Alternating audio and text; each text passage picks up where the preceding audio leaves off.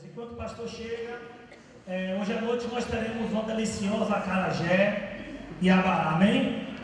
Venha preparado para sair fortalecido depois do culto, amém? Eu queria também que o pastor Maurício falasse um pouquinho do seu material. Temos um material dele aí, ali tem o pessoal da equipe que está cuidando do material dele. E eu queria que ele falasse um pouco a respeito desse material, de alguns específicos, pastor. Viu? Pode ficar à vontade, em nome de Jesus. Vamos orar pelo pastor, né? Estenda a sua mão, estenda as suas mãos para cá. Queremos entregar a vida deste homem de Deus nesse momento. Pai, muito obrigado por este momento, por tudo que o Senhor já falou conosco nesta manhã. Queremos te dizer, Senhor, continua falando conosco, porque estamos aqui para ouvir a tua voz, somente para isso, para ouvir a tua voz. Usa o teu filho, continua nos abençoando neste lugar, em nome de Jesus, amém. Glória a Deus.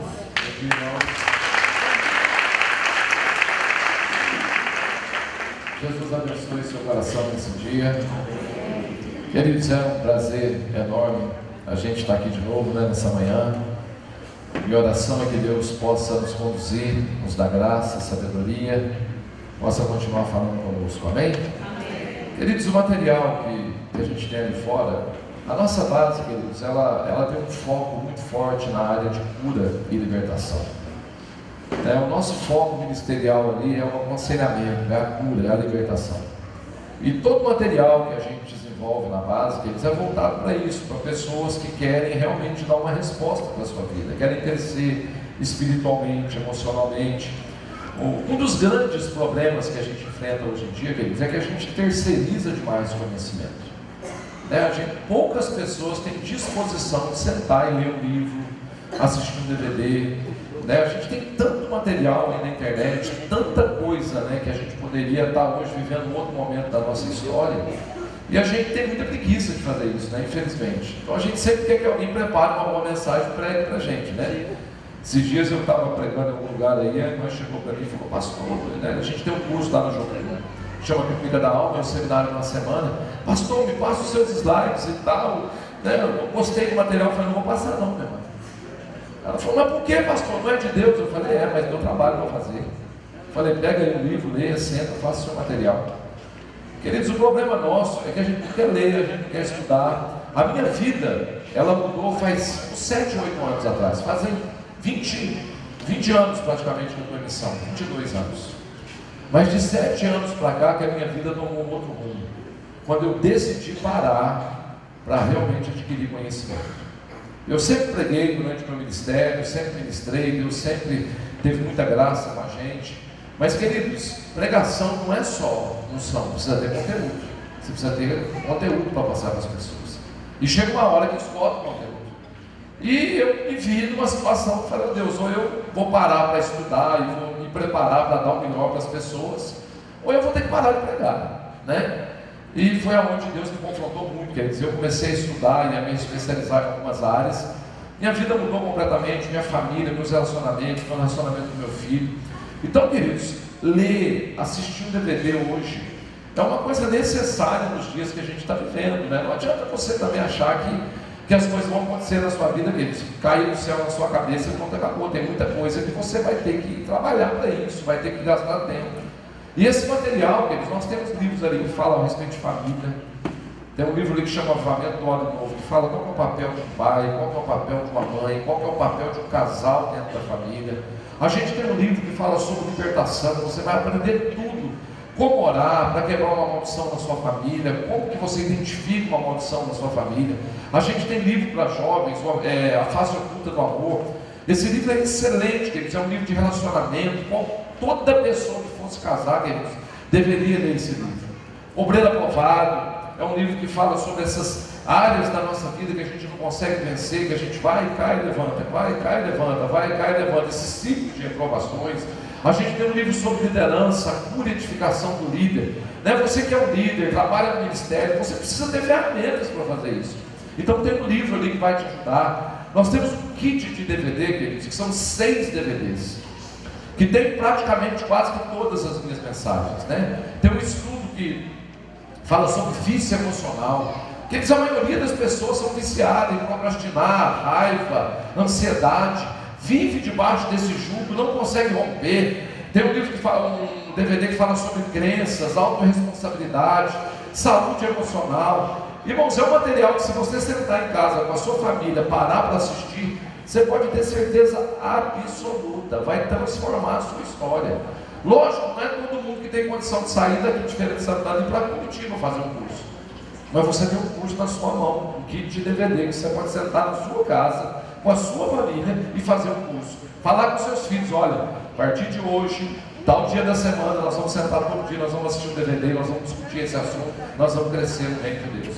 Então, queridos, só não vai se não quiser. Né? O material está ali, tem uma máquina de cartão, fique à vontade, né? Que Deus possa te abençoar. Esse material que a gente vende, queridos, o recurso desse material, a gente usa para uma casa de recuperação que a gente tem lá em Curitiba. Nós temos um projeto de recuperação de dependentes químicos. Então a gente vende material para ajudar no projeto. Você não só vai estar adquirindo material, mas vai estar ajudando a gente a recuperar dependentes químicos. Então você fique à vontade aí nesse sentido. Vamos orar? Vamos orar ao Senhor nessa manhã, pedir a Deus que nos guie. Coloque seu coração diante de Deus agora, feche seus olhos. Senhor, queremos mais uma vez colocar o nosso coração na sua presença. Interessante, Jesus. Interessante a maneira que o Senhor vem nos conduzindo esse final de semana. Interessante a gente perceber, Deus, que essa fala tem se repetido durante todas as pessoas que têm falado, Senhor, falando sobre perseverar, falando sobre continuar, falando sobre não desanimar, falando sobre não se deixar bater pelas dificuldades, pelas lutas. A sensação que a gente tem, Senhor, é que realmente nós estamos inseridos num contexto de batalha, um momento específico das nossas vidas. Talvez nessa manhã aqui, Jesus, tem pessoas que vieram para esse culto dentro dessa situação. Pessoas que estão enfrentando momentos difíceis, Senhor. Pessoas que estão enfrentando resistências, pessoas que estão sendo desafiadas a romper. Senhor, quando a gente fala de ministério, quando a gente fala de desenvolver, quando a gente fala, Senhor, sobre um chamado, sobre consolidar, ganhar, Deus, tudo isso são respostas que a gente dá. Respostas, Deus, para aquilo que a vida nos proporciona. E normalmente, Senhor, dar respostas não é uma coisa muito simples, muito fácil. A gente às vezes tem todo motivo do mundo para não responder, para calar, para ficar quieto, para desanimar, para entristecer. E é nessas horas, Deus, que o Senhor nos estica mais um pouco. É nessas horas que a gente conhece mais da sua graça, da sua presença. É nessas horas, Deus, que a gente descobre o quão pequeno nós somos. Deus, tantas coisas nos abatem. Tantas coisas, Deus, que já deveriam não nos abater mais, mas ainda nos abatem, Senhor. Mas obrigado pela sua paciência. Obrigado pelo seu amor, pela sua misericórdia. Obrigado porque o Senhor não desiste de nós, Senhor. Obrigado porque o Senhor cuida. Obrigado porque o Senhor é um Deus zeloso de boas obras, Senhor. Obrigado porque as suas promessas, nenhuma delas, Deus, elas vão deixar de se cumprir na nossa vida, Senhor. Nós nos agarramos nisso, nessa palavra, nessa manhã. Pedimos que o seu Espírito, Senhor, nos conduza a um lugar de paz, de descanso, um lugar, Deus, um lugar onde a gente possa respirar e levantar nossa cabeça e voltar a sonhar, Senhor. Deus, que essa manhã, Deus, seja uma manhã de cura, uma manhã de libertação. Deus, que essa ceia que nós vamos participar, Deus, realmente ela possa nos curar emocionalmente, espiritualmente, que a gente possa relembrar nessa manhã, Senhor, a morte do Senhor. Muito obrigado, Jesus. Obrigado porque o Senhor é bom e a sua misericórdia dura para sempre. Ministre o nosso coração, Espírito Santo, em nome de Jesus. Amém. Queridos, é muito comum a gente viver esses momentos de crise e dificuldade na nossa vida. Na verdade, as crises e as dificuldades são uma promessa de Jesus. Jesus, ele falou: no mundo tereis aflições. As aflições fazem parte da nossa vida com Cristo.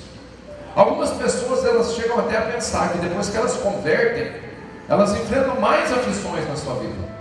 Depois que elas convertem, parece que os problemas eles se acumulam, eles evidenciam. Mas na verdade, queridos, esses problemas sempre existiram na nossa vida. Agora a intenção de Deus, quando a gente se converte, queridos, é resolver esses problemas, é nos ensinar a lidar com as dificuldades que vão acontecendo na nossa vida. Então chega um momento da nossa vida, queridos, que Deus nos desafia a crescer mesmo, não tem jeito. Esse é o processo natural na vida de todo ser humano. E nós temos muita dificuldade de lidar com a rejeição, com a dor, de lidar com a luta, com a batalha, né? O ser humano, queridos, ele é muito fragilizado. Na verdade, Satanás, desde quando nós nascemos, queridos, ele trabalha na intenção de fragilizar as nossas emoções, os nossos sentimentos.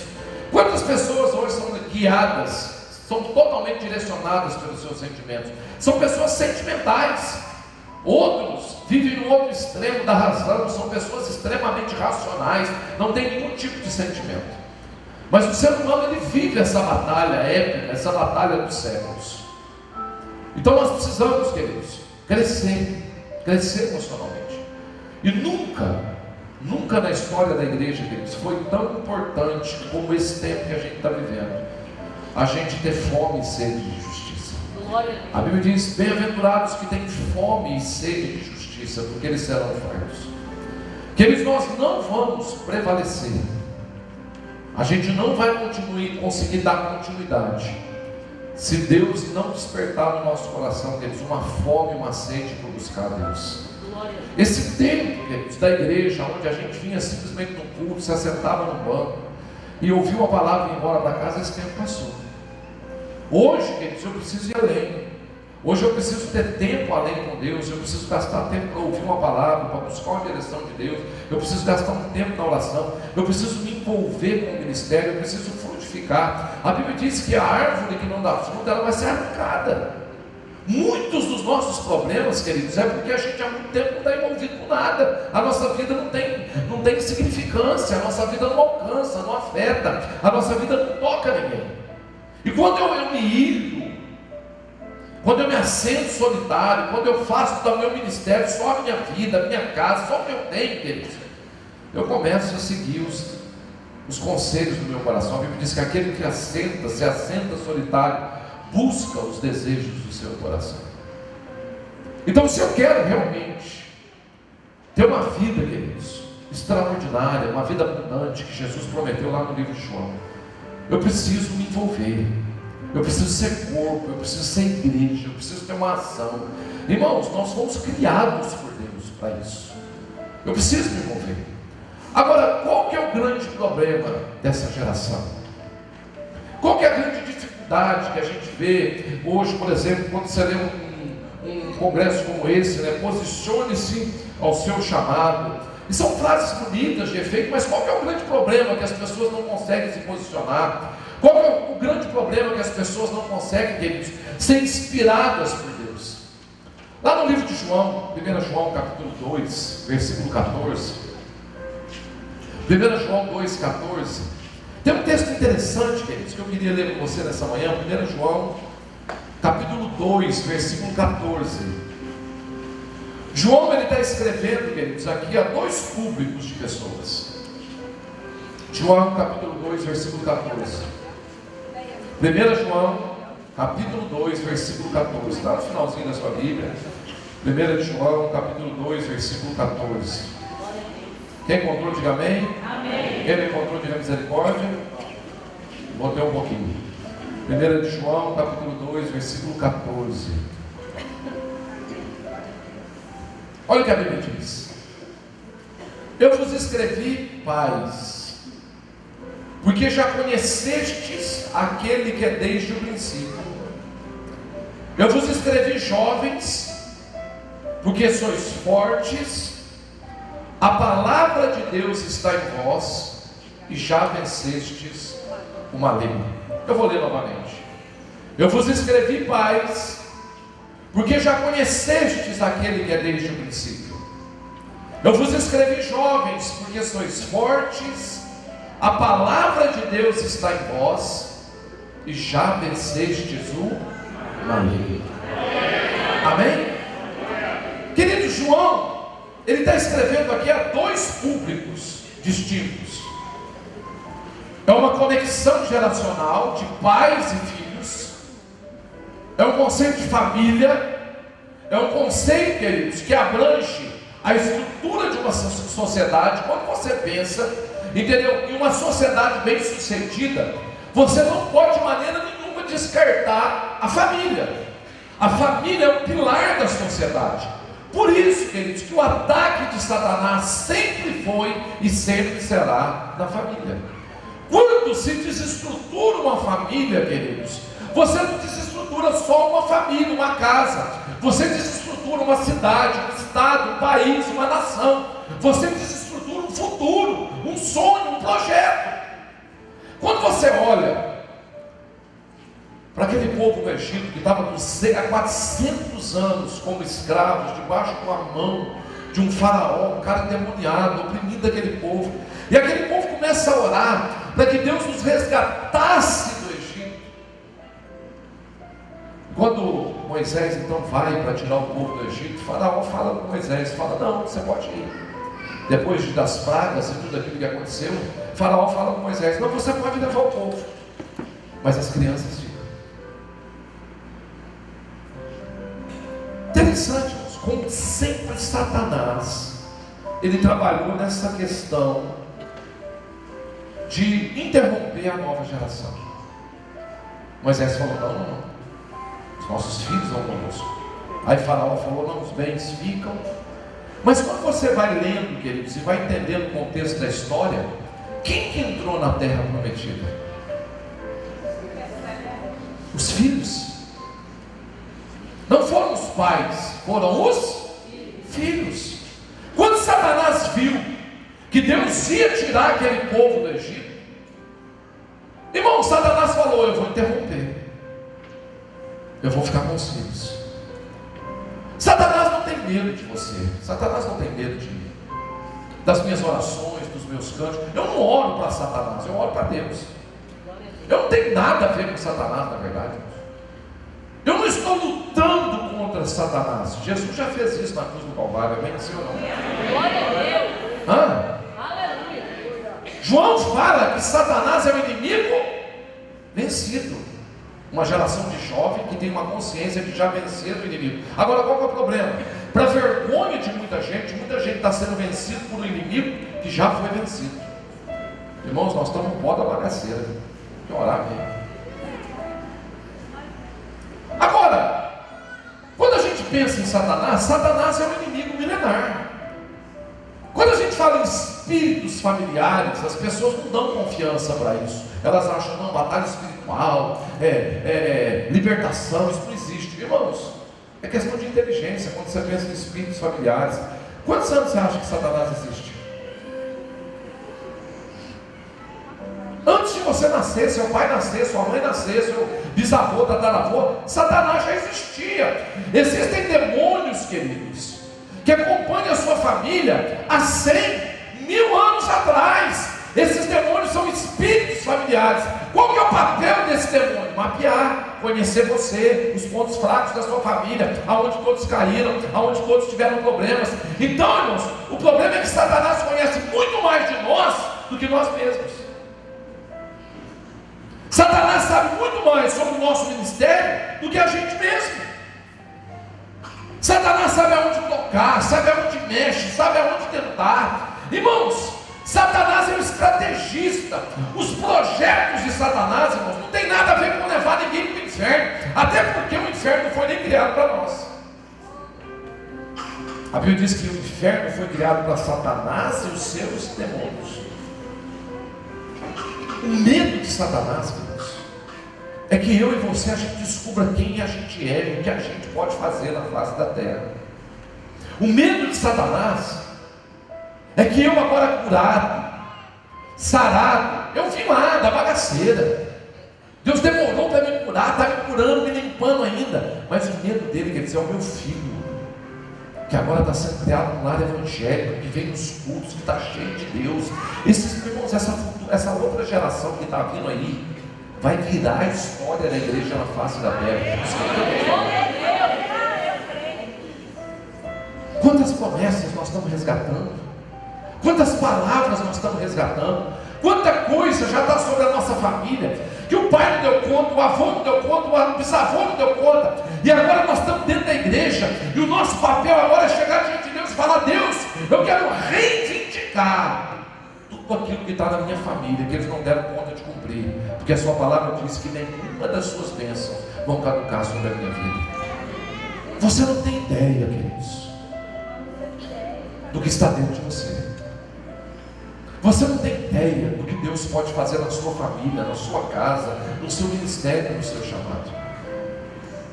Então João está falando, queridos, de pais que já conheceram aquele que é desde o princípio. Qual pai, pastor?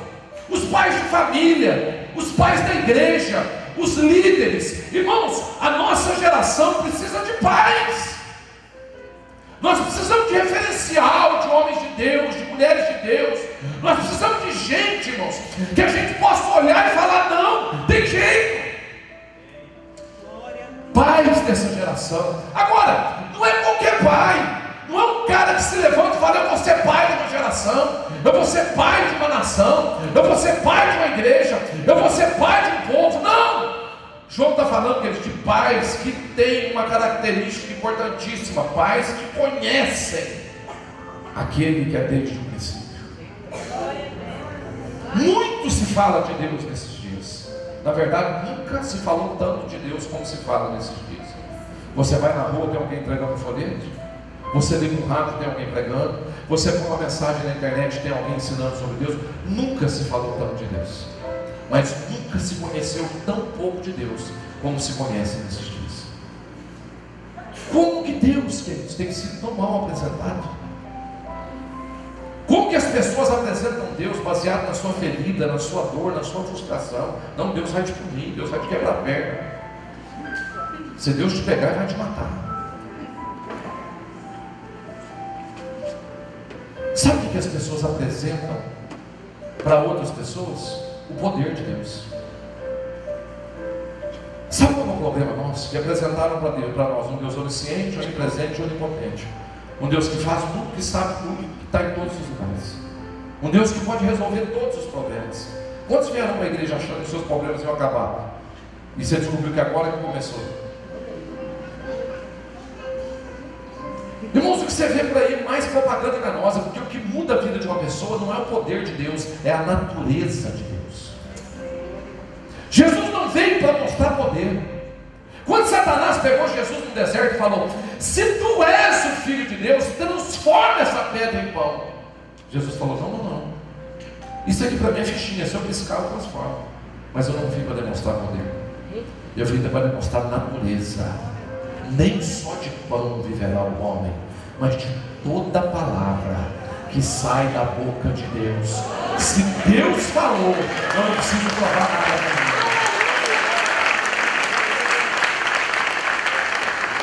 Mas sabe o que eu apresento para meu filho em casa? O poder. Deus vai te pegar, Deus vai te matar. Vou te entregar na mão de Deus, você vai ver o que você vai fazer. E não a natureza de um Deus que ama, que comunica, que senta, que fala, que beija, que abraça. Por isso que as pessoas não amam Deus. Porque nós estamos querendo mostrar para as pessoas manifestação de poder. Não é a natureza de Deus. O que João está falando é de pais que conhecem a natureza de Deus e que apresentam a natureza dos seus filhos. Queridos, é aquele tipo de relacionamento onde Deus fica tão visível na sua vida que a pessoa, ela vai pedir para andar com você. Não é você que vai ficar atrás dela.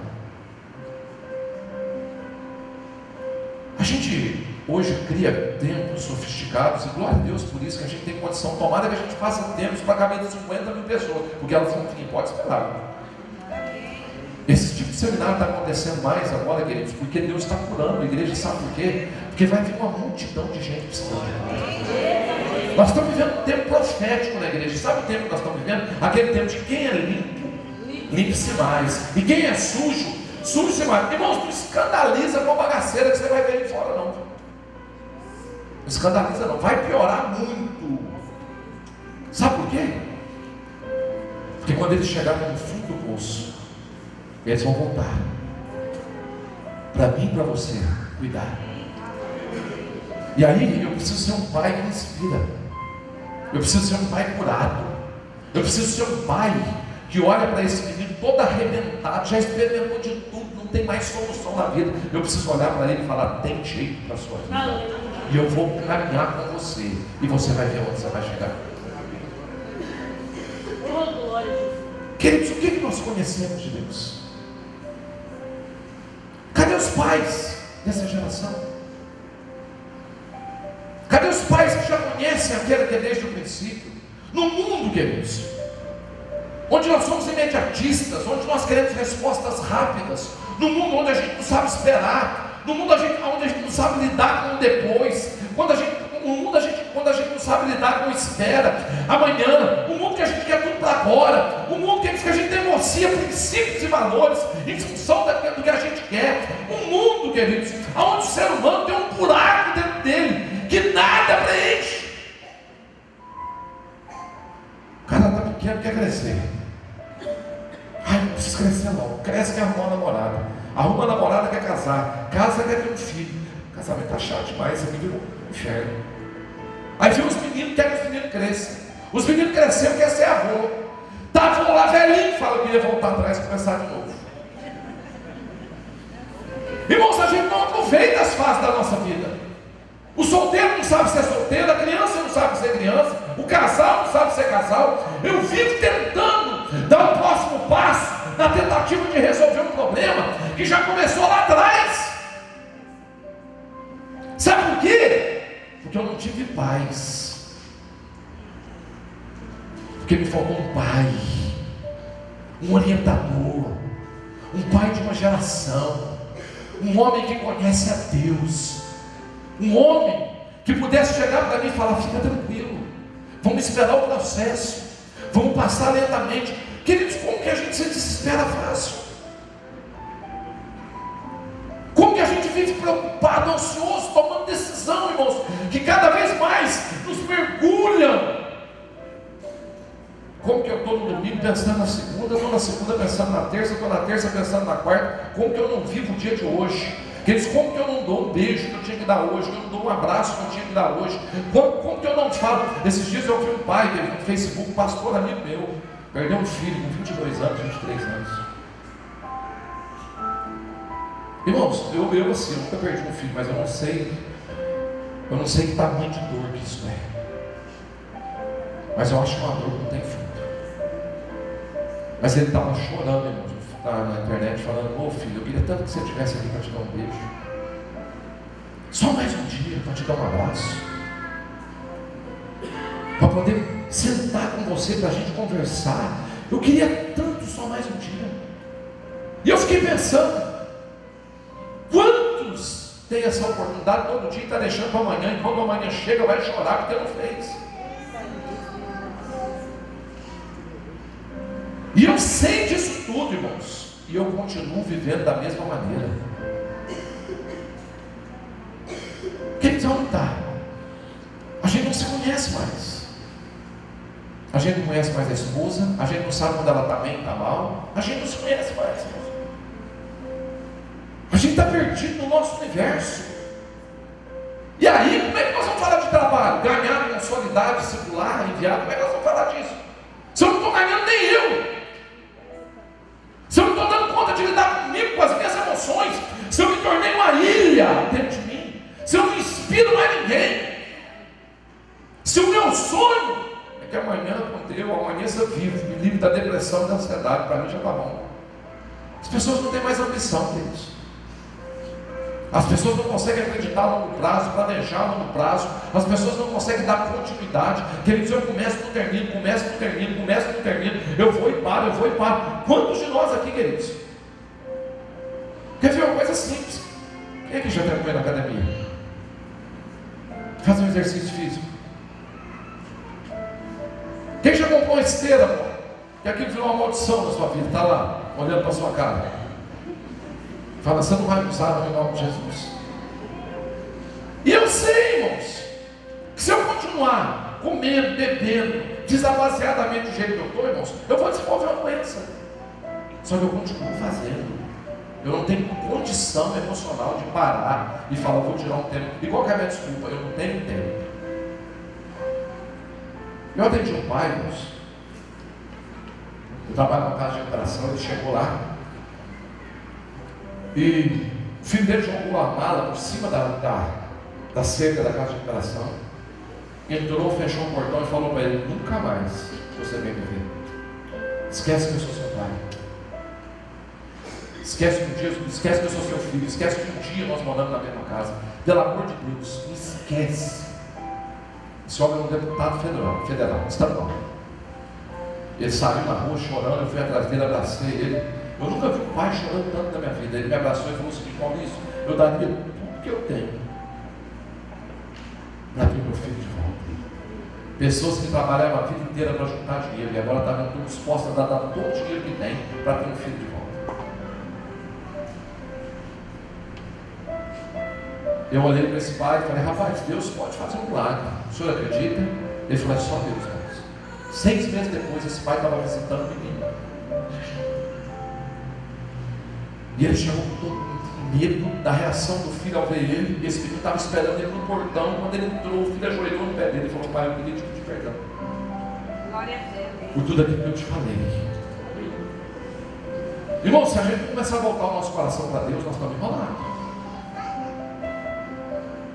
Salomão, o homem mais sábio da terra, se iludiu com sucesso. Quando você lê a história de Salomão, quando chega ali pelo capítulo 5 ou 6,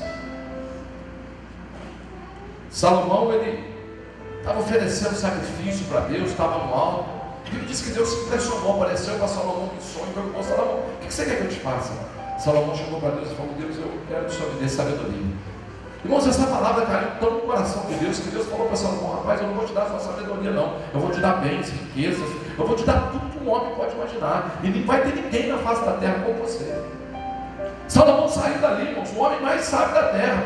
As pessoas vinham dele, não era uma não, era príncipe, princesas, andavam dias em cima de um camelo para ouvir a sabedoria de Salomão. A palavra de Deus começa a se cumprir na vida de Salomão desesperadamente. Aquilo ali acontece, Deus fala, rapaz, é o seu tempo, eu quero te abençoar. Sabe o que Salomão fez? Falou, rapaz, minha vida está boa demais, tem muita promessa que Deus cumpriu, eu vou desgraçar minha vida. Foi lá e se apaixonou pelas mulheres que Deus tinha falado para ele, a elas não entrareis. Mas não entra só porque eu não quero, porque eu não fazendo birra não, Salomão. Porque se você entrar, elas vão perverter o seu coração. Sabe o que Salomão fez? A essas ele se apegou para mim. Irmão, sabe quando Deus começa a sinalizar a nossa vida e dizer, rapaz, você vai perder a família, você vai perder o filho, você vai perder a esposa, você vai perder o ministério. Mas eu estou tão apegado a algumas coisas, irmãos, que eu não consigo abrir mão. Irmãos, eu vou te falar uma coisa para você. Se o Deus que você serve não tiver a capacidade de cuidar de você, abandona ele, porque ele não é Deus de verdade. Porque o Deus que eu sirvo, Deus, é o Deus que cuida de mim, da minha casa, da minha família, dos meus filhos, do meu ministério. Aleluia. É um Deus que me dá condição de ter tempo para estar com a minha esposa e com os meus filhos. É um Deus que me dá condição para ter tempo para estar com Ele. Quem tira esse tipo de condição não é Deus, é Faraó. Você entende isso? Quando João fala de pais que conhecem aquele que é desde o princípio, quem que é desde o princípio? Quem é? Quem é desde o princípio? Amém? Deus é desde o princípio? É desde o princípio ou antes do princípio? Hã? É desde o princípio ou antes do princípio? Me responde uma coisa, que dia que a eternidade começou? Ou não começou? Mas vamos começar quando começou para nós. Gênesis 1. No princípio, criou Deus os céus e a terra. Diga para a pessoa que está do seu lado. No princípio, criou Deus os céus e a terra. Diga para que está do outro lado, para não ficar mal com você. Fala assim: no princípio, criou Deus os céus e a terra. Irmãos, quando que Deus criou os céus e a terra? Quando, irmãos? No princípio criou Deus os céus e a terra. Amém? Então Deus resolveu criar os céus e a terra. E Ele chamou esse dia de princípio. No princípio criou Deus os céus e a terra. Se Ele criou os céus e a terra no princípio, antes de criar os céus e a terra, Ele criou o quê?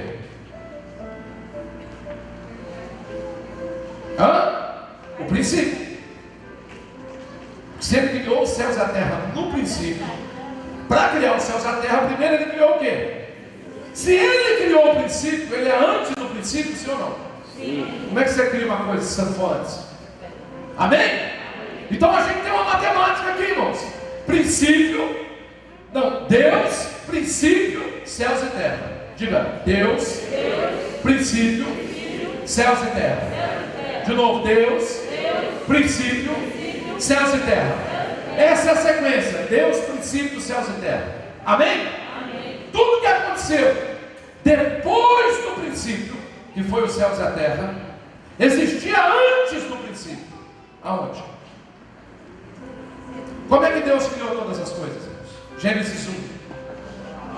Palavra. A maioria dos versículos de Gênesis 1 começa dizendo o seguinte: e disse, e termina como? E assim foi, e assim se fez. Fala para a pessoa que está do seu lado: tudo que Deus fala, acontece. Fala para o outro também do outro lado: tudo que Deus fala, acontece. Irmãos, Deus não fala o que pode acontecer, Ele fala o que está acontecendo. Amém? E disse Deus, e assim foi.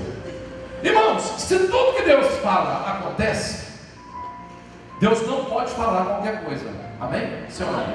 Ele tem que pensar para falar, não é isso? Só que ele pensa muito rápido, não é como a gente. Lá em Gênesis 1:1, a Bíblia diz que a terra havia escuridão sobre a face do abismo. E disse Deus, o que Deus disse? Por que ele disse haja luz e não disse que estava escuro? Já veio com a solução. Hein? Por que ele não chegou? Falou: nossa, está muito escura a terra. Por que ele não falou isso?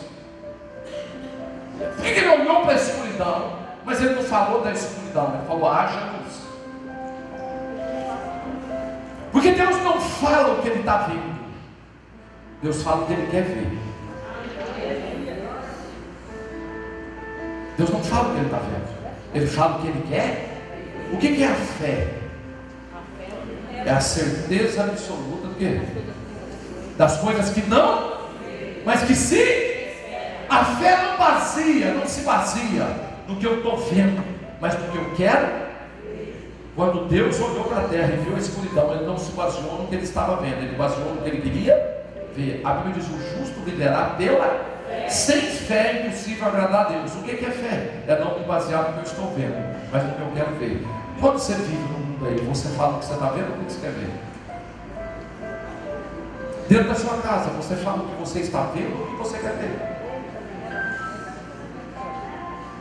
No seu trabalho, você diz o que você está vendo ou o que você quer ver? No seu ministério, você diz o que você está vendo ou o que você quer ver? Irmãos, eu fui puxado para o que eu vejo. Eu fui puxado para o natural. Sabe qual foi o papel de Jesus quando Ele veio à terra? Foi mostrar para mim e para você que o impossível nada mais é que uma questão de opinião. Esse foi o papel de Jesus. Quando Ele chegou com o surdo e falou: ouve. Quando Ele falou com o cego: enxerga. Quando Ele falou com o paralítico: levanta. Quando Ele chegou para a morte, falou: morte, se dobre diante de mim. Glória a Deus, aleluia. O impossível é a sua opinião, não é a opinião de Deus. João está falando de pais que conhecem isso que eu estou te falando, que vão chegar nos seus filhos e falar: filho, olha, você vai estudar, e você vai fazer uma faculdade, e você vai ser um ótimo profissional, mas tudo isso, se você não tiver Deus, não vai te levar a lugar nenhum. Assim mesmo. Nós vamos crescer. Um pai que quando estiver no meio de uma dificuldade, não vai dar mentir, surtar. Mas vai chegar para o filho e vai, nós vamos sentar e vamos orar. E você vai ver, meu filho, o que Deus vai fazer. Aprenda a ter dificuldades. Sabe qual foi o problema meu e você, Deus? Meu e seu, que quando a gente era criança, quando a gente caía, alguém vinha e levantava, a gente falava, mas não foi nada. Levanta, não tem problema nenhum.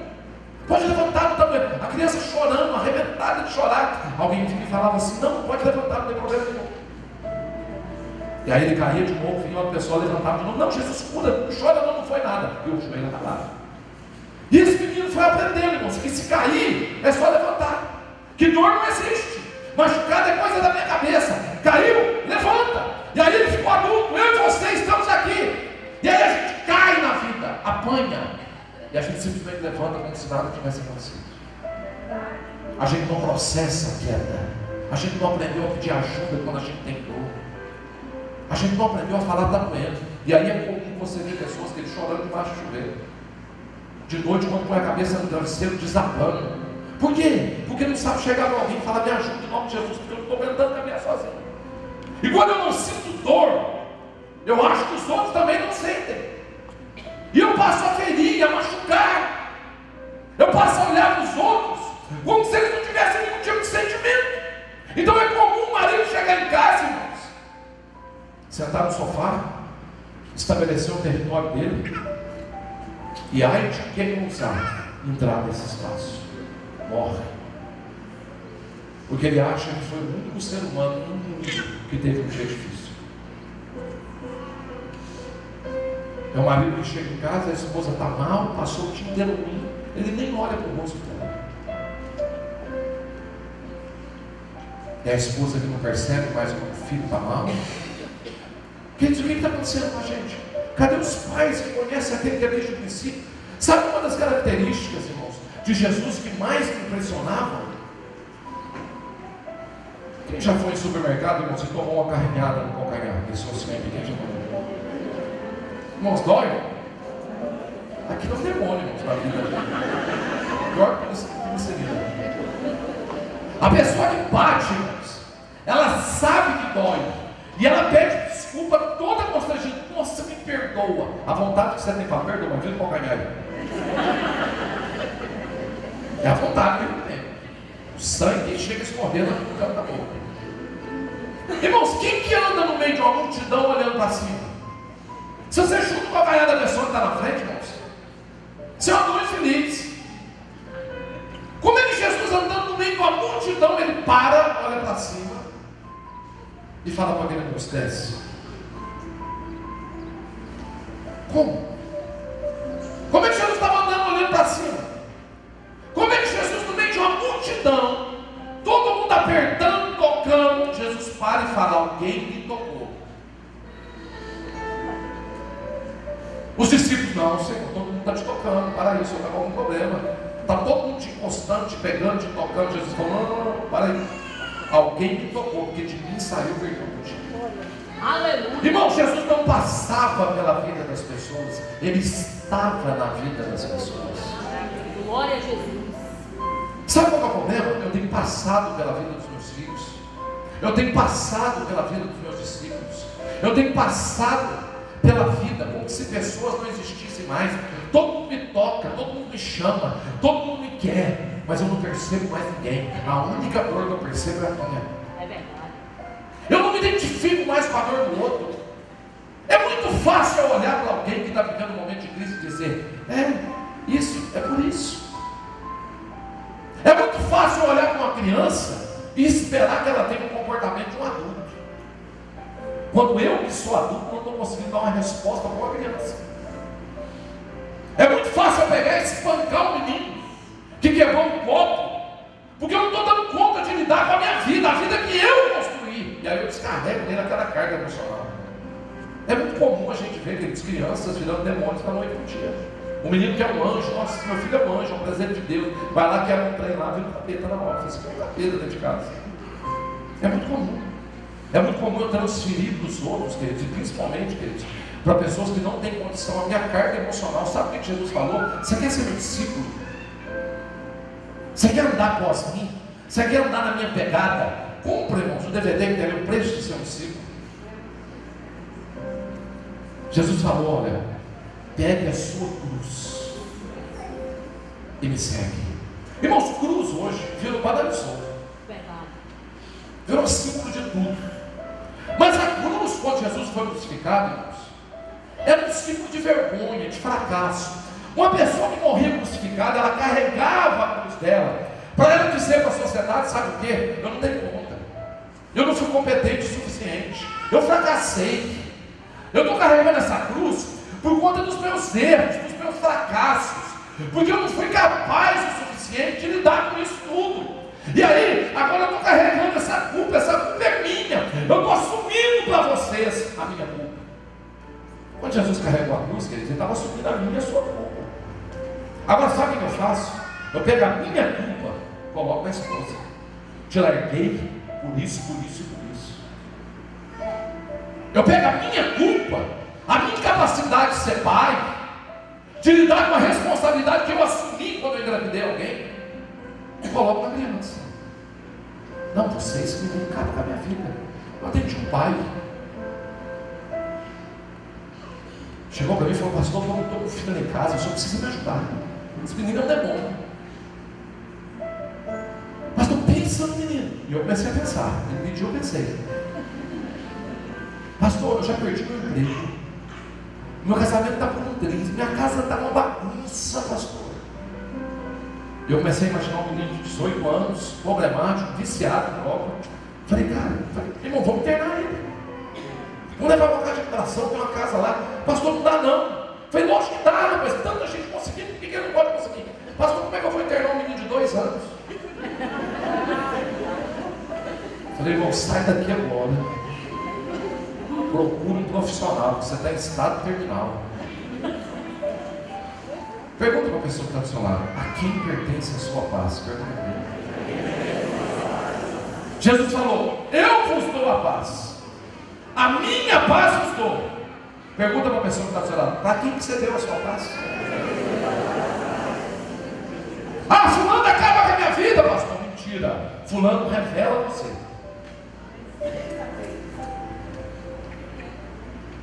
Pastor, essa pessoa me destrói. Mentira. Revela quem você é. As pessoas que você mais detesta são as que mais te revelam.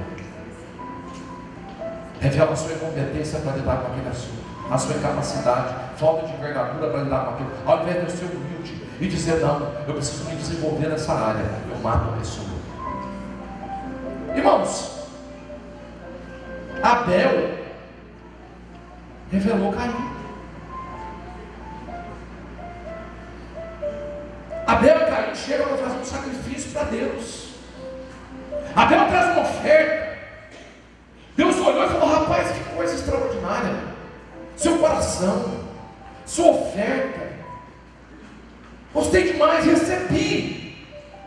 Deus olha para Caim e fala, Caim, pensa numa oferta ruim, a sua. Sabe o que Caim fez? Biquinho, deu pedido. A Bíblia diz que Caim caiu o semblante de Caim. Deus chegou para Caim e falou, por que caiu o seu semblante? Porque eu te falei a verdade. Sabe o que Caim fez? Matar. A culpa é de Abel. A oferta dele foi melhor. Se não fosse a oferta dele, a minha seria boa.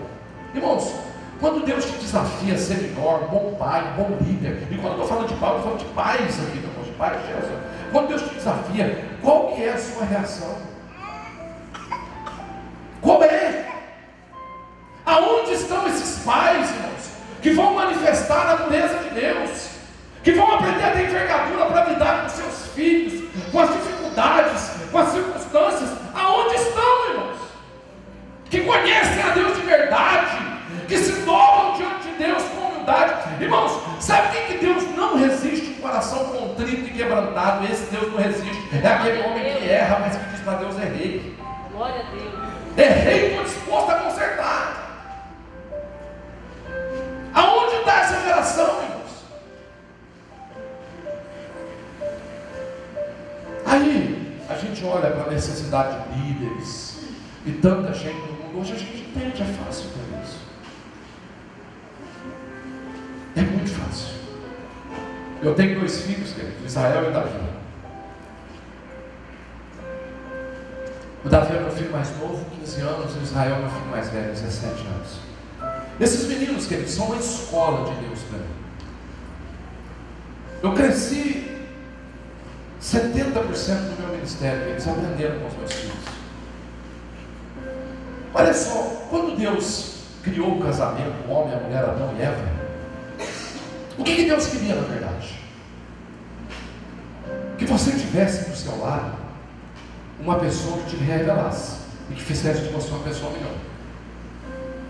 Mas muitas pessoas interpretam isso de maneira errada. Havia coisas dentro do homem que Deus queria mostrar para ele que ele não conseguia ver.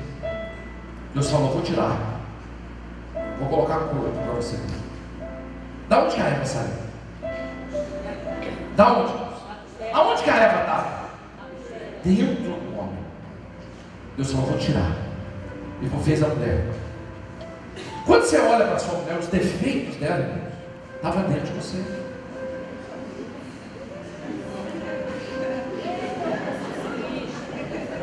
As qualidades dela estavam dentro de você.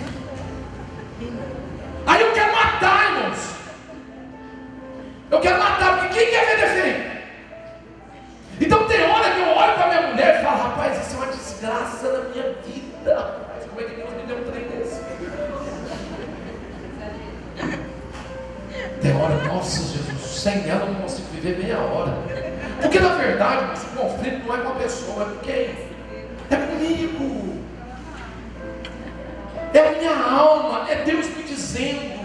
Eu estou tentando te mostrar, eu te dei uma ferramenta prática. Irmãos, tem gente que fala: pastor, eu tenho dificuldade de ouvir a Deus. Como que você tem dificuldade? Você tem 2 filhos, você tem esposa, será que você está certo? Deus está ali falando com você dia e noite, irmãos. A minha esposa, irmãos, ela é uma bênção de Deus. A minha mulher, no ano passado, ela leu a Bíblia 12 vezes. Uma vez por mês. Isso é uma provocação, irmãos. Ela tem um grupo de mulheres da Bíblia, irmãos, que ela discipula mulheres no Brasil inteiro para ler a Bíblia.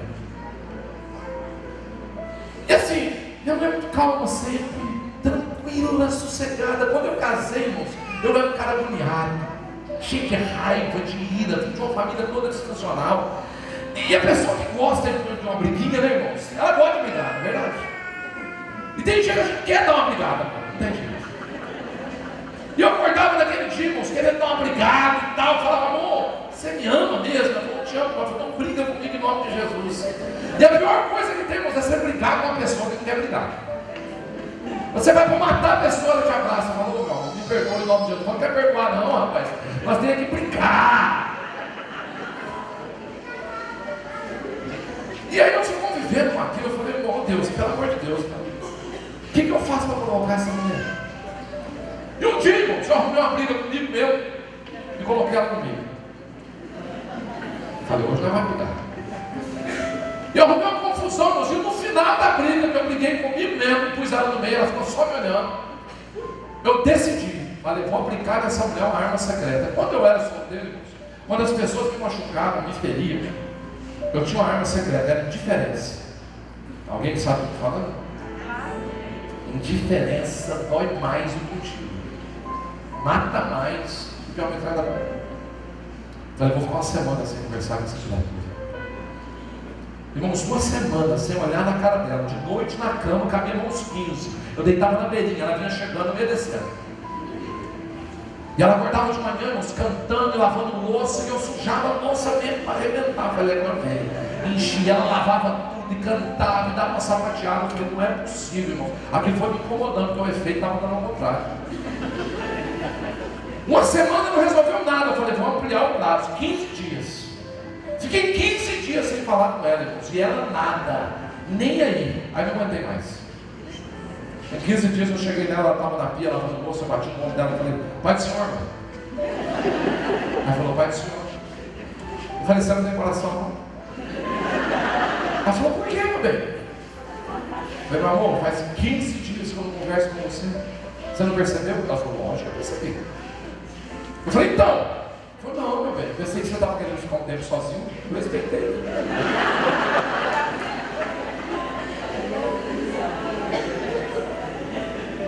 Irmão, sabe qual é o problema nosso? É que as pessoas se tornaram codependentes do nosso julgamento. As pessoas ficam tolerando. O cara está fazendo bico. Não, meu amor, come aqui, não vai biquinho não. Come aqui, pode comer. Quer isso não, tem que você quer nada. A gente é codependente. O Israel, meu filho, queridos, eu nunca bati no meu filho. Esses dias, faz um tempo atrás, ele me provocou tanto que Israel, hoje eu vou te arrebentar. Sabe, 15 anos quando eu te bati, eu vou te contar hoje. Falei, a hora que eu te pegar, rapaz. E ele olhou para minha cara com muita calma. Meus filhos, que ele lê 2, 3 livros por semana. São inteligentíssimos, conversam bem demais. Ele chegou para mim e falou, pai, o senhor bateu, me dá meia hora para a gente conversar? Falei, meia hora não, 15 minutos, senão a raiva vai passar. Tá bom, 15 minutos. Com 15 minutos, irmãos, ele me convenceu que quem tinha que apagar era ele. E eu aprendi uma lição, irmãos. Bata primeiro, conversa depois. Mas quando você é desafiado, irmãos, a ser melhor, qual que é a sua reação? Davi, meu filho mais novo, irmãos, fui para os Estados Unidos há uns 5 anos atrás, a primeira vez que eu fui, era um sonho conhecer a América. E eu estou lá, nós somos em 5 estados, ministrando, estava eu e o Cote junto, a gente viajando, os Estados Unidos inteiro. No dia 10 de agosto, eu estava na Times Square, eu e o Cote, a gente passeando ali, eu olhei para aquele tanto de luz, prédio, falei, Deus, só o Senhor para me dar um presente desse. Passou meu aniversário nos Estados Unidos. Aí veio o Cote me dar uma caneca de presente. Falou, não, esse é meu presente meu para você. Eu olhei para aquela caneca e falei, rapaz, dá uma caneca dos Estados Unidos, presente de aniversário do Cote. Levei ele para casa. Curitiba é frio, irmãos, eu gosto de tomar chá. Toda noite eu tomo chá para mim. E aí eu estou lá na cama, um dia com a minha esposa, deitado, daqui a pouco, pá! Um barulho lá na sala. Ela falou, amor, quebrou uma caneca. Não tem problema não, eu tinha um trauma quando eu era pequeno. Uma vez eu quebrei um copo, meu pai estava meio espritado em casa. Ele me deu uma surra tão grande, moço, que eu achava que copo valia uma fortuna. Então quando eu ia na casa dos outros, eu pensava o seguinte, né? Quando eu via aquelas cristaleiras cheias de copo com umas tomates, eu falava, nossa, essa pessoa é rica demais, tem copo demais. Aí eu cresci, entrei no mercado, descobri que copo não valia nada. Eu comprei uns 5, irmãos, para fazer um ato profético. Então quando quebrava um copo, uma caneca em casa, irmãos, eu era bravo, quebra dessa desgraça. E a minha mulher falou, quebrou um copo, uma caneca. Eu falei, não tem problema não. Todo dia de manhã, chego da vida, eu fico mais novo, porque lá em casa é assim, irmão. Tudo que você faz pro outro, quando você encontra o outro, você fala. Chego da vida, meu filho mais novo, fala, pai, tem um negócio que eu te contar, fala meu filho. Quebrou a caneca. Eu falei, não tem problema não, filho. Quantos você já quebrou? Ele falou, pai, eu já quebrou um monte, mas essa eu não podia ter quebrado. Eu falei, Davi, é só uma caneca. Ele falou, pois é, pai, mas essa caneca vai me dar problema. Eu falei, Davi, não vai, meu filho, é uma caneca, quebrou. Por que eu estou com esse sentimento ruim dentro de mim? Eu falei, porque você é bom, que é uma caneca. Ele falou, pai do céu, eu não estou entendendo dessa maneira. E nós ficamos nesse embate. Tem problema, não tem problema, não tem problema, não tem problema, não tem problema, não tem problema. Daqui a pouco, irmãos, eu fiquei nervoso, estressado, falei, Davi, em nome de Jesus, não tem problema, quebrou, está quebrado. Tem certeza, pai? Absoluta. É a sua caneca dos Estados Unidos que eu te deu. Irmãos, na hora não achou o espírito UFC. Falei, cara, vou te matar. Ele falou, pronto para morrer desde ontem, eu quebrei. Só estou esperando a hora. E eu fui parar ali no mata-leão, eu falei, vou arrebentar esse cara. O Espírito Santo falou comigo, não lute por aquilo que você já perdeu. Lute por aquilo que você ainda pode perder. Irmãos, eu balancei. Eu falei, como é que é o Espírito Santo? Você entendeu bem? Essa caneca não volta mais, mas você pode perder o seu filho agora. Eu olhei para Davi e falei, Davi, você não tem ideia do livramento que Deus te deu. Ele falou, eu tenho, irmão, estou orando desde ontem. Irmãos, quantas vezes você está lutando por coisa que você já perdeu? E está ignorando as que você pode perder.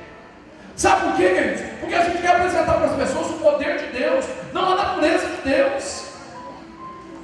Irmãos, quantos abraços você não deu ainda? Meu filho Israel está com 16 anos, eu ando com ele na rua, irmãos, eu ando abraçado. E às vezes ele está no meio do shopping, irmãos, eu vou dar um beijo nele, ele fica vermelho e fala, pai, pelo amor de Deus, você me mata de vergonha.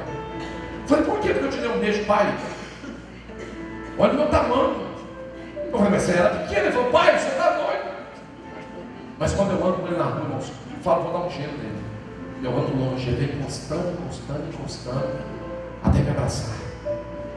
Porque no fundo, queridos, os maiores traumas que nós temos na nossa vida não é pelo brinquedo que a gente não largou, não é pela boa escola que a gente estudou, mas é pelo abraço que a gente nunca teve. É por esperar o nosso pai todo dia chegar em casa, todo dia que ele chegava, ele nunca tinha tempo para a gente. É por alguém que nos corrigisse, dissesse para a gente, está errado, você precisa melhorar. É por alguém que entrasse no nosso quarto de vez em quando, batesse na porta e falasse, filho, como é que você está? Tudo bem, vamos sentar e conversar. Talvez se você fizer isso hoje, querido, seu filho vai até estranhar. Olha, pai, o que está acontecendo? Você está aqui no meu quarto. O que eu fiz dessa vez? Eu estava vivendo um momento crítico do ministério, assim, meu Deus. Fui pregar na igreja, conheci um pastor, um homem de gente boa, um amigo meu. Ele me deu uma oferta caprichada, salvou minha vida. Eu estava vivendo um momento difícil. Eu virei um amigão desse cara. E a gente se falava sempre. Eu um dia eu vou em casa, ele me disse, e aí, Maurício, tudo bem? Pô, rapaz, vai ter um congresso da minha igreja aqui. Você precisa vir pregar. Eu falei, não posso não, pastor. Ele falou, você tem alguma agenda para algum lugar? Eu falei, tem não, pastor, eu vou na reunião de pais do meu filho. Ele falou, como é que é, Maurício? Você vai deixar de vir na minha igreja para ir na reunião de pais do seu filho? Eu falei, pastor, mas eu prometi a ele. Saiu um teatro, vai apresentar, o que eu estava querendo ver. Eu falei, Maurício, você não pode fazer isso não. Eu falei, o senhor tem filho? Ele falou, tem. Eu falei, me dá um nome para me orar. Eu falei, pastor, deixa eu te falar uma coisa. Daqui a 20 anos, meu filho nem vai querer saber quantas mensagens eu preguei, quantos DVD eu gravei, mas ele nunca mais vai esquecer que eu estava lá na frente aplaudindo ele na apresentação da escola dele. Ele não vai esquecer disso. Queridos, qual abraço que você nunca deu? Qual beijo que você nunca deu? Sabe quando Jesus pegou o pão na ceia? Às vezes a gente olha para a ceia e pensa que é um momento espiritualizado. Não deixa de ser um momento espiritual, mas para Jesus foi um dos piores momentos da vida dele. Jesus havia treinado seus discípulos, convivido, pagado o preço. Jesus, todos nós sabemos, era inocente, Deus. Totalmente inocente. E Jesus agora se reúne com os 12. Quando Jesus pega o pão nas mãos, queridos, Jesus sabia que as próximas palavras que ele ia dizer estaria autorizando todo o inferno que estava fora daquela sala a cumprir o que eles deveriam cumprir, que era prender Jesus, humilhar e levar para a cruz do Calvário. Mas Jesus pega o pão e olha para os discípulos. O que ele vê? Homens extraordinários, fabulosos, cheios de Deus? Não! Ele vê pessoas comuns, que de alguma maneira estavam tentando, mas não estavam dando conta, porque vinham de uma história difícil aqueles homens simples, pescadores. Quem eram os discípulos? Talvez a gente pode dividir os discípulos em 3 grupos: os traidores, aqueles que queriam trair Jesus por 30 moedas, os negadores, aqueles que queriam dizer, eu conheço, nunca vi. E os desertores, aqueles que iam embora quando Jesus fosse preso. Não tinha ninguém que valia a pena Deus. Jesus pega o pão, em questão de segundo, ele olha para aqueles homens, mas ele não volta atrás, ele diz, esse é o meu corpo, que é dado por vós. Vós quem? Traidores, negadores, desertores. Irmãos, quando eu sei, eu relembro isso, de um Deus que mesmo me conhecendo, acreditou em mim. Que um Deus, mesmo sabendo das minhas limitações, acreditou em mim. Um Deus que hoje sabe como eu estou nesse culto, de onde eu vim. O salmista Davi diz o seguinte: no momento de crise, tentando fugir de Deus, ele diz, Senhor, para onde eu fugirei da tua presença? Tu sabes quando me assento e quando me levanto. Quem se assenta, irmãos, vem de algum lugar. Quem se levanta, vai para algum lugar. Quando a gente reúne para fazer a ceia, Deus sabe de onde você veio, dos seus fracassos, das suas vergonhas, das suas frustrações, o que você não conseguiu. Quando você se levanta para ir embora, Deus sabe para onde você vai. Talvez amanhã você não consiga de novo. Talvez amanhã você pise na bola de novo. Mas Ele continua te amando do mesmo jeito, todos os dias, sem variar uma vírgula sequer. Agora, por que eu não consigo estender isso para o meu próximo? Por que eu digo que eu amo tanto as pessoas que convivem comigo, queridos? E na primeira dificuldade, eu não tento dar, eu não quero. Eu quero substituir. Aí sabe o que é o resultado disso? Quando a gente não tem esses pais, a gente não tem jovens fortes, que a palavra de Deus está neles, que entende que a luta deles não é mais contra uma linha. Quando o João fala de jovens que sabem que já venceram o maligno, João está falando de pessoas, queridos, que sabem qual tipo de luta que ela está lutando, de pessoas que não estão lutando para ficar de pé sem se prostituir, de pessoas que não estão lutando para ficar de pé sem usar uma droga, de pessoas que não estão lutando para sair da igreja, mas de jovens que estão lutando para transformar o mundo, de jovens que estão lutando para criar projetos que vão ser resposta para as nações, de jovens como Lore, queridos, que é o fundador da Jocum, que o seu pai e a sua mãe eram implantadores de igrejas, pessoas simples, e num culto, o pai de Lore fez um apelo para quem queria ser missionário. A única pessoa que levantou e veio à frente foi o filho dele, Lore Cano, um menino. O pai se assustou, orou com Lore. A mãe chegou em casa, falou: filho, você quer ser missionário mesmo? Ele falou: quero. No outro dia ela foi numa loja, comprou o melhor sapato que tinha na loja, colocou no pé dele e falou: olha, quão formosos são os pés dos que anunciam as boas novas. Deus te abençoe. Esse menino um dia estava dormindo, de noite teve um sonho, viu o mar vindo, se quebrando na beira da praia, as ondas, e essas ondas se tornavam jovens que invadiam o mundo. Criou jovens com uma missão, a maior agência missionária do mundo. Nesse momento, queridos, nós estamos em 190 países. Existem missionários no mundo inteiro, jovens sendo treinados, queridos, para trabalhar em todas as áreas que você imaginar na vida: prostituta, drogado, criança de rua, menino abandonado, em todas as áreas. Aleluia. Centros de operações no Brasil e no mundo inteiro. Sabe por quê?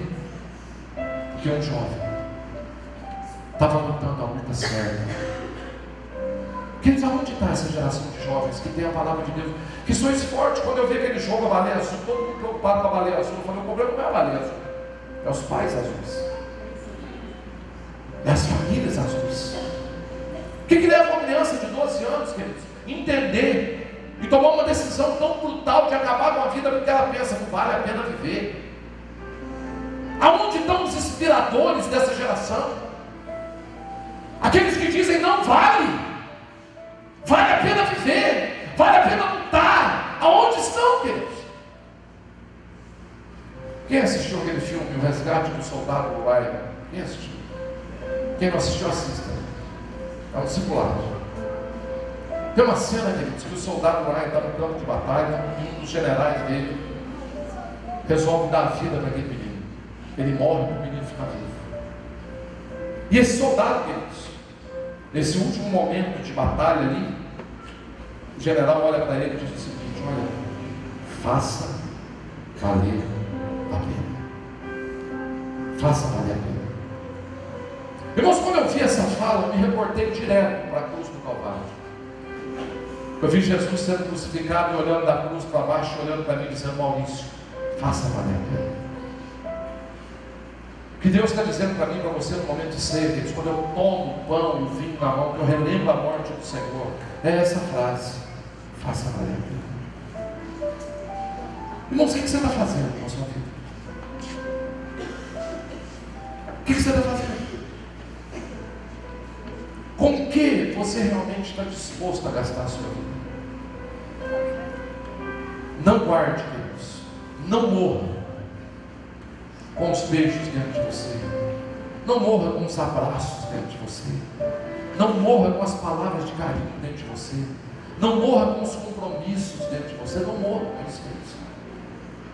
Hoje, queridos, o maior lugar de carinho e afeto está no cemitério, porque pessoas morreram carregadas de beijo que elas nunca deram, de abraço que elas nunca deram, de palavras de amor que elas nunca expressaram. Falei para você, eu fui criado num lar bem disfuncional. E eu lembro que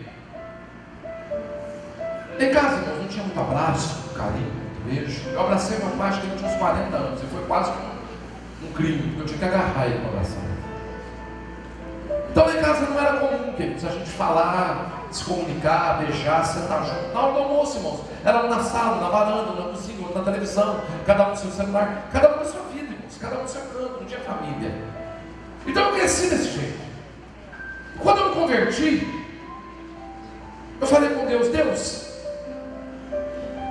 se tem uma coisa que a gente gosta, irmãos, é de abraçar e de comer, né? No culto não vai ter abraço ou comida. Hoje, por exemplo, no final vai ter comida. Eu falei, Deus, me leva para uma igreja que não abraça.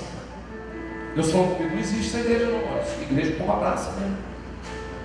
E eu sempre naqueles cultos, irmãos, os ministros de louvor, abençoados, né? Abraça o seu irmão que está do seu lado. Eu falava, abençoado esse cara.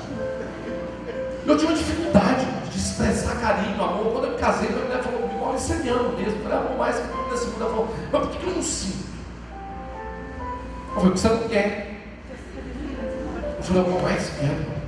Você não tem nenhuma expressão de amor, de carinho.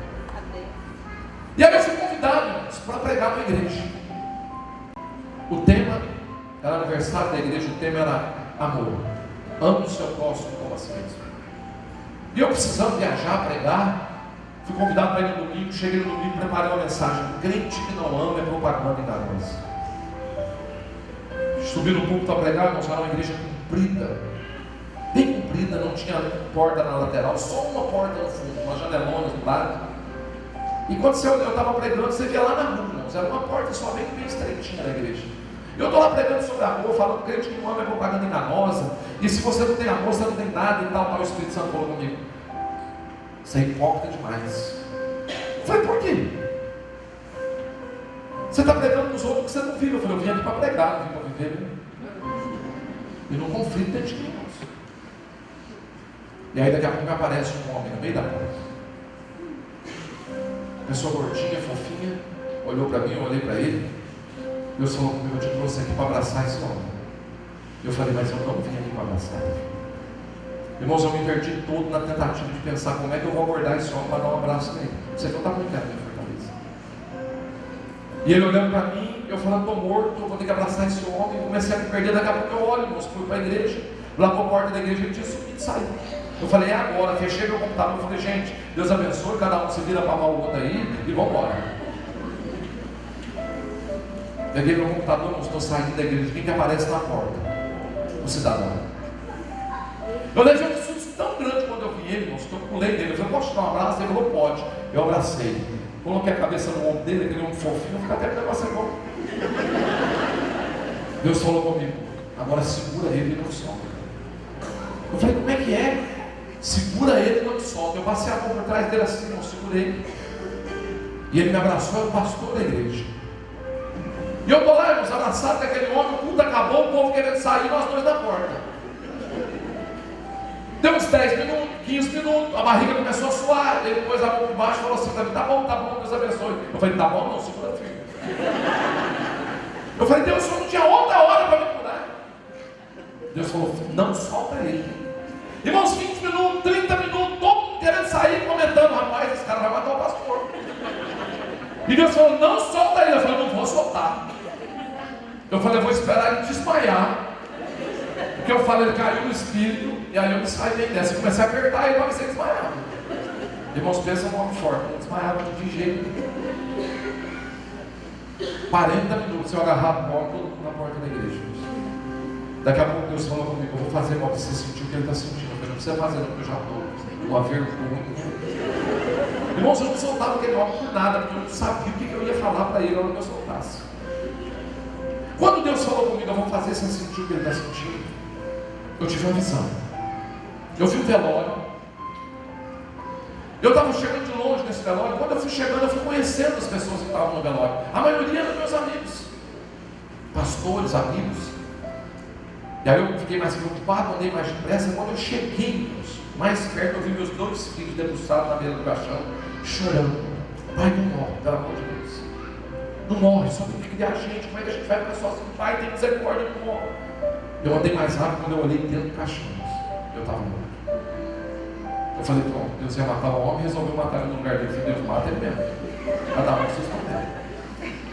Deus falou comigo, Maurício, ele está com câncer. Ninguém sabe. Faz 3 meses que ele descobriu, ele não dorme mais. Ele tem orado dia e noite para que eu não deixe ele morrer.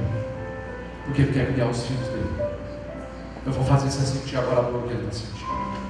Irmãos, quando Deus me falou isso, parece que uma espada entrou na minha alma.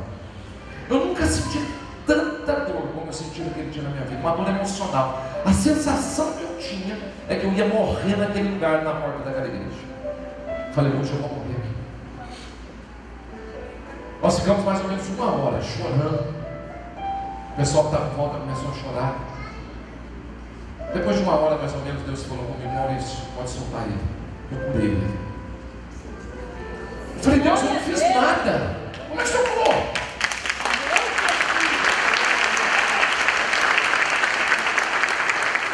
Deus, eu não fiz nada, como é que o senhor curou ele? Deus falou comigo, Maurício, eu não precisava que você fizesse. Eu precisava de um braço para abraçar ele. Era só o que eu precisava. Porque você não tem ideia do que um abraço pode fazer. Você não tem ideia do que um beijo de boa noite no seu filho pode fazer. Sabe o que a Bíblia diz? Quanto o amor, não há lei. Não tem droga, não tem demônio, não tem inferno que resista ao amor de Deus. Amém. Mas eu quero manifestar poder. Eu não quero manifestar a natureza de Deus. Sabe qual que é a natureza de Deus? Porque Deus amou o mundo de tal maneira que Ele deu o que Ele tinha de melhor. Ele se deu, Ele se entregou por mim e por você.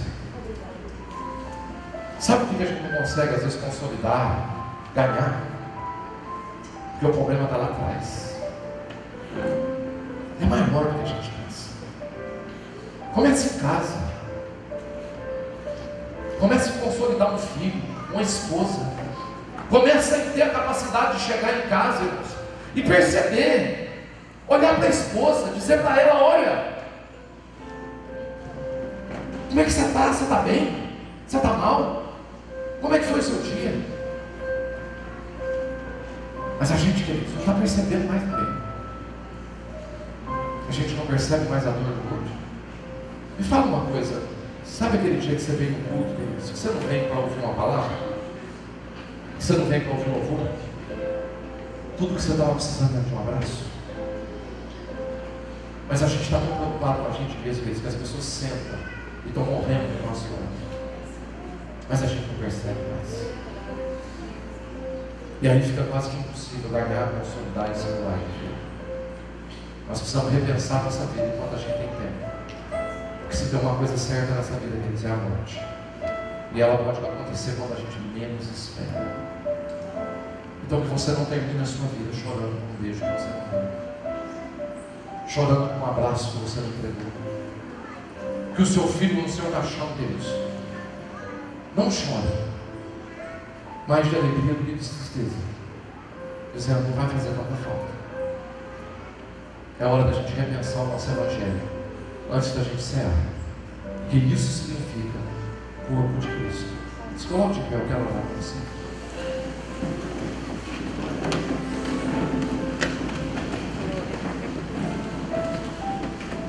Coloque seu coração diante de Deus agora, Deus. Esse é um bom momento para você dizer para Deus o que você pretende viver e como você pretende viver daqui para frente. Hoje não é dia de você assumir compromisso com pessoas, mas é dia de você assumir compromisso com você mesmo. É dia de você olhar para dentro e dizer, Senhor, como é que vai ser daqui para frente? É dia de pensar, de reflexão. É dia de ter coragem, de dizer: Senhor, eu preciso urgentemente rever minha vida e minhas prioridades. Senhor, nós queremos colocar o nosso coração na sua presença nessa manhã, Jesus. O mundo, Senhor, essa geração, ela está clamando por pais, por referências, homens e mulheres de Deus que sejam apaixonados por Cristo e apaixonados por pessoas. Pessoas que estão dispostas a gastar a sua vida, Senhor, com um significado, com o tesouro maior que existe na humanidade, Senhor. Pessoas que estão dispostas, Senhor, a amar o próximo, a não passar simplesmente pela vida das pessoas sem deixar nenhuma marca. Na verdade, Senhor, nós estamos deixando marca na vida das pessoas que nós passamos por elas. Agora, qual marca nós estamos deixando, Deus? Que é a grande pergunta. As pessoas, Deus, elas podem esquecer o que nós falamos, o que nós temos para elas, mas elas nunca vão esquecer aquilo que a gente as fez sentir. Essas marcas, elas vão carregar o resto da vida, Senhor. Queridos, eu queria te dar uma oportunidade nessa manhã.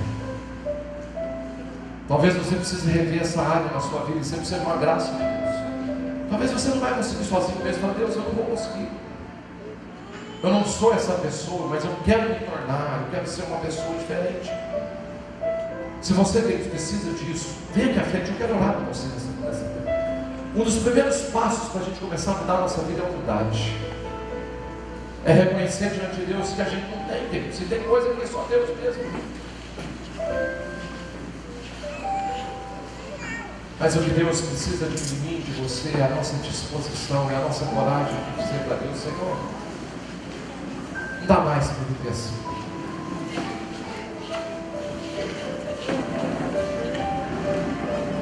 Talvez nessa manhã você precise se perdoar.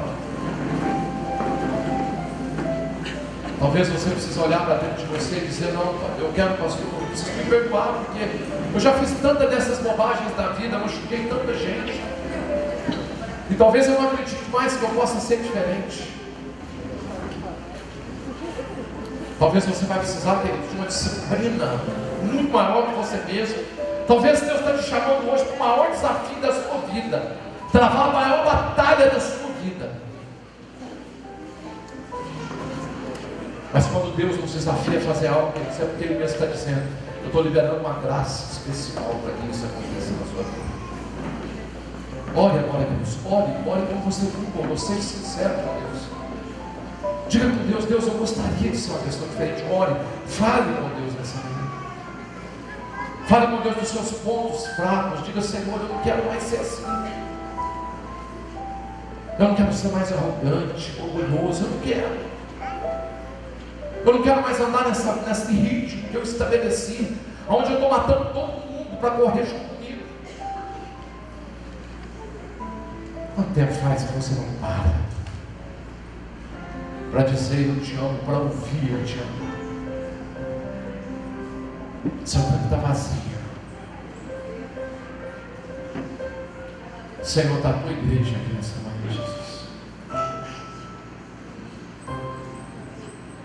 Senhor, só o Senhor sabe o que está no nosso coração. Muitos de nós machucamos por pessoas porque a gente foi machucado durante ao longo da nossa vida. Talvez a gente nunca teve um referencial de carinho, de amor, de cuidado, de atenção. Talvez a gente não sabe nem o que falar e nem como falar.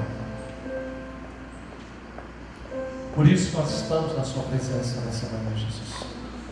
Porque o Senhor é a maior fonte de amor que existe no universo. O Senhor é a maior fonte de compaixão, de entendimento, de identificação, Senhor. E nós precisamos receber um batismo do Senhor nessa manhã. Senhor, eu oro para que o Senhor se derrame sobre nós nessa manhã, Jesus. Sobre os nossos corações, sobre a nossa história. Senhor, sobre a terra seca que se transformou a nossa alma, Senhor. Derrama um azeite, Senhor, que vai amolecer o nosso espírito, o nosso coração. cura. Derrama cura, Senhor.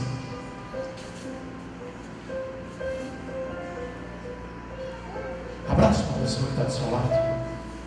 Já comece a praticar. Comece a orar com essa pessoa, Deus. Se identifica com ela. Abrace alguém. Ore com ela. Talvez essa pessoa seja justamente a pessoa que você tem que pedir perdão. Talvez Deus está te dando uma grande oportunidade nesta manhã de dizer para essa pessoa: olha, talvez eu não consegui, mas eu quero tentar daqui para frente.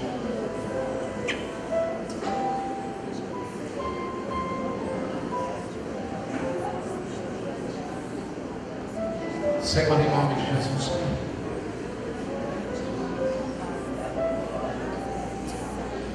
cura as emoções aqui nessa manhã, Jesus. Nos dá um tempo novo, Senhor. Um tempo de qualidade. Nos permita, Senhor, viver novamente. Nos permita conhecer novamente, Senhor. Nos permita ter a coragem de dizer aquilo que a gente nunca falou. De se entregar como a gente nunca se entregou. Porque talvez você nunca teve coragem de se entregar para alguém.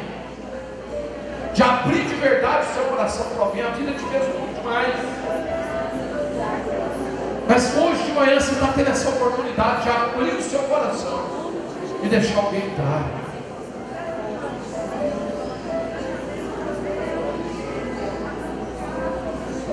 Senhor, reforça, cria laços aqui nessa noite.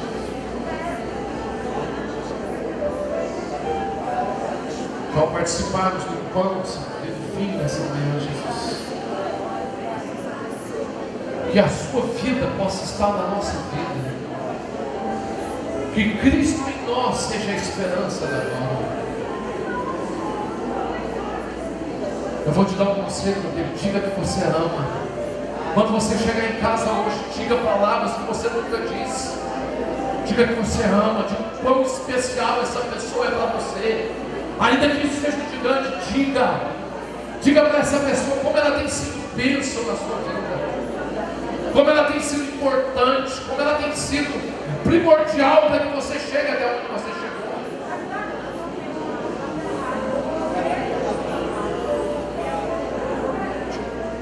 Cura, Jesus, cura os corações aqui nessa manhã. Cura, Senhor. Que esta manhã seja uma manhã de cura, de libertação. Que esta manhã, Deus, seja um dia do recomeço. Que a gente comece a reescrever uma nova história na nossa família, na nossa casa, na vida dos nossos filhos, Senhor.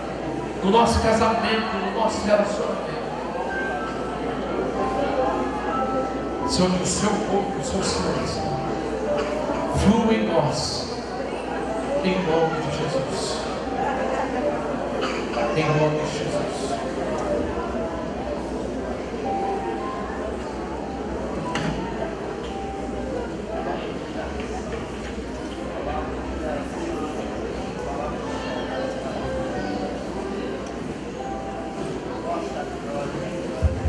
Glória a Deus. Podeis assentar, amados. Louvado seja Deus. Louvamos ao Senhor por esta manhã, na presença dEle, palavra que Deus nos mostrou nesta manhã. A palavra de Deus diz que quem não ama não conhece a Deus, porque Deus é amor. Amai-vos cordialmente uns aos outros, como Cristo vos amou. Deus nos ajude a vivermos nessa dimensão, em nome de Jesus. Queridos, nós vamos participar da ceia. Os homens estarão, através da participação da ceia, entregando mais uma etapa do projeto, mais um. Aqueles que fizeram o voto, Nazireu, estaremos entregando agora, quando estivermos participando da ceia, agradecendo a Deus por esse tempo, acreditando que grandes coisas o Senhor vai estar fazendo, em nome de Jesus, na vida dos homens desse ministério, dessa igreja, na vida dos homens que nós temos orado, temos colocado diante de Deus para que os mesmos sejam alcançados pelo poder do Evangelho do nosso Senhor Jesus Cristo. Nós somos gratos a Deus por esse tempo na presença dEle. Louvado seja Deus por isso. Agora nós vamos participar da ceia, dos amados para ficarem de pé. Nós vamos orar, depois em seguida os irmãos estarão distribuindo os elementos da ceia. Nós vamos orar nesse momento. Pai querido, nós queremos externar o nosso louvor, nossa gratidão a Ti por esta manhã, por estarmos aqui, Senhor, diante da mesa, na Tua presença, relembrando, Senhor, todo o sacrifício que Jesus teve que se submeter, ó Deus, por nós. E louvamos porque o que Jesus fez foi para demonstrar o Teu amor para conosco.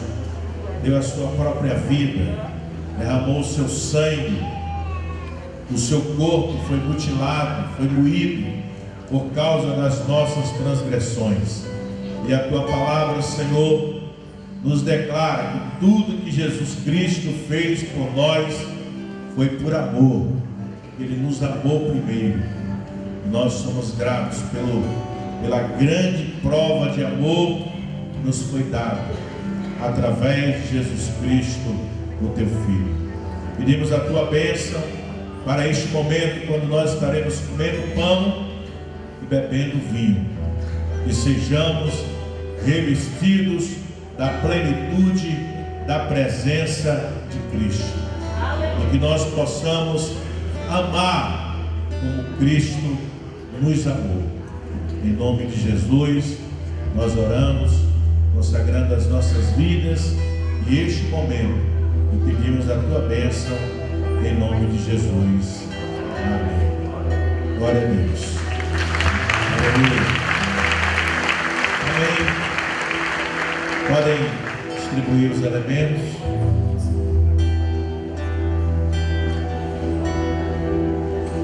Você que foi pago um alto preço para que contigo eu fosse irmão.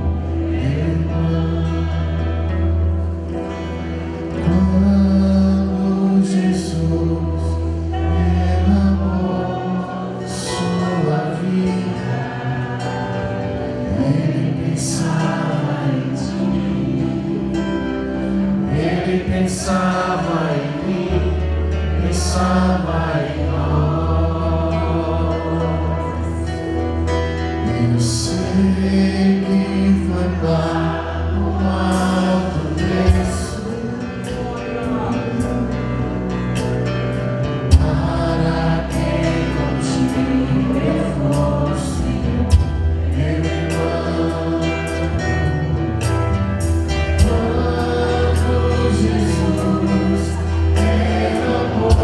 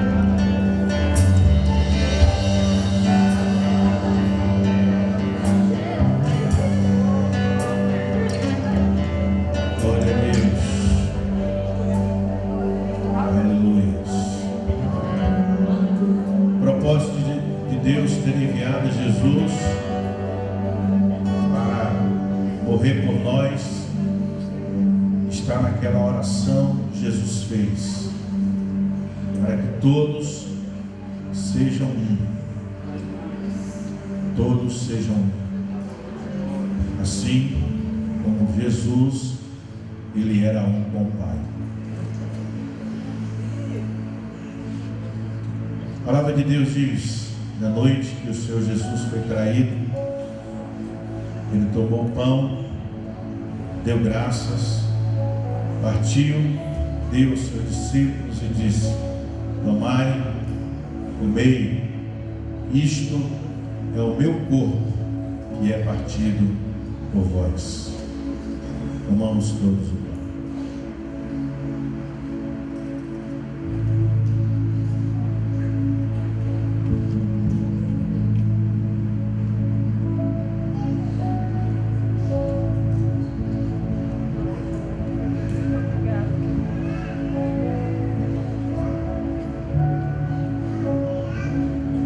A palavra de Deus diz também que, semelhantemente, depois de cear, Jesus tomou o cálice, deu aos seus discípulos e disse: bebei, isto é o meu sangue, que é derramado por vós, para o perdão dos vossos pecados.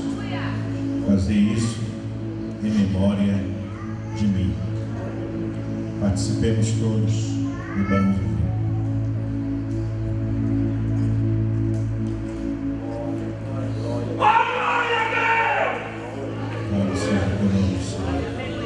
O amor de Deus Pai, a graça salvadora, redentora do Senhor Jesus e as consolações do Santo Espírito de Deus seja com todos vocês, todo o povo de Deus, espalhado em toda a terra, hoje